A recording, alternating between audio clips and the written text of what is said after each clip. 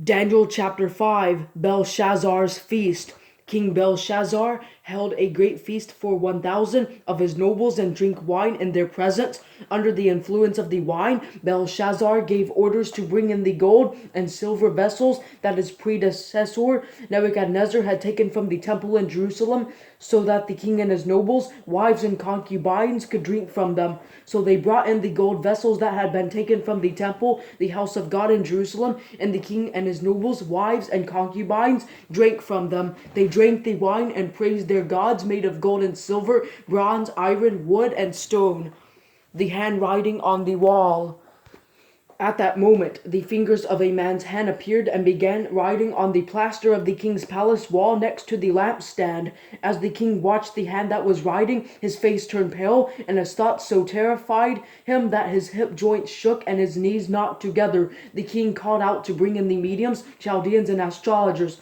He said to these wise men of Babylon, "Whoever reads this inscription and gives me its interpretation will be clothed in purple, have a gold chain around his neck, and have the third highest position in the kingdom." So all the king's wise men came in, but none could read the inscription or make its interpretation known to him. Then King Belshazzar became even more terrified, his face turned pale, and his nobles were bewildered. Because of the outcry of the king and his nobles, the queen came to the banquet hall. "May the king live forever," she said. "Do not let your thoughts terrify you or your face be pale. There is a man in your kingdom who has the spirit of the holy gods in him. In the days of your predecessor, he was found to have insight, intelligence, and wisdom like the wisdom of the gods. Your predecessor, King Nebuchadnezzar, appointed him chief of the diviners, mediums, Chaldeans, and astrologers. Your own predecessor, the king, did this because Daniel, the one king named Belteshazzar, was found to have an extraordinary spirit, knowledge, and perception, and the ability to interpret dreams, explain riddles, and solve problems. Therefore, summon Daniel, and he will give the interpretation." Daniel before the king.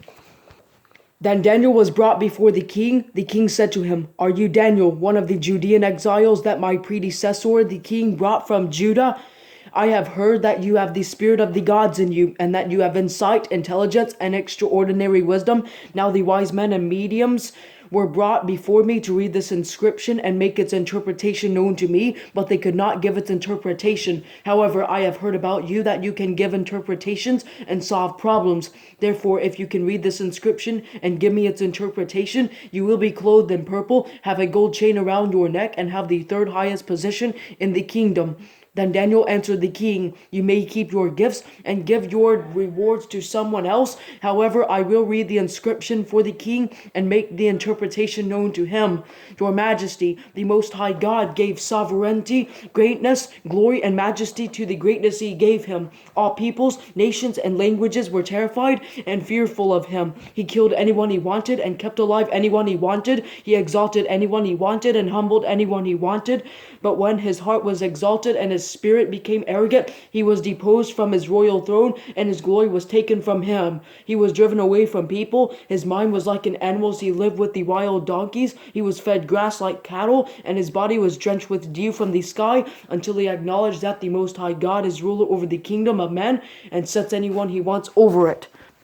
But you, his successor, Belshazzar, have not humbled your heart, even though you knew all this. Instead, you have exalted yourself against the Lord of heaven. The vessels from his house were brought to you, and as you and your nobles, wives, and concubines drink wine from them, you praise the gods made of silver and gold, bronze, iron, wood, and stone, which do not see or hear or understand. But you have not glorified the God who holds your life breath in his hand and who controls the whole course of your life. Therefore, he sent the hand, and this writing was inscribed."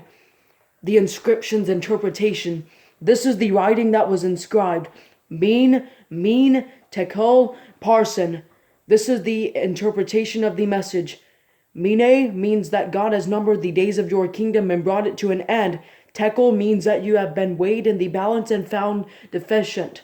Perez means that your kingdom has been divided and given to the Medes and Persians. Then Belshazzar gave an order, and they clothed Daniel in purple, placed a gold chain around his neck, and issued a proclamation concerning him that he should be the third ruler in the kingdom. That very night, Belshazzar, the king of the Chaldeans, was killed, and Darius the Mede received the kingdom at the age of 62.